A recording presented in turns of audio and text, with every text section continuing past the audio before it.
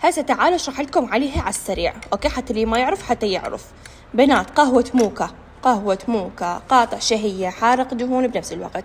مو فقط السمين تقدر تاخذها، حتى الضعيفة، حتى اللي انه حابة انه ما تسمن، حابة تحافظ على رشاقتها، ما تزيد دهون نهائيا، اخذي موكا وشوفي الفرق الشاسع اللي حيكون عليها.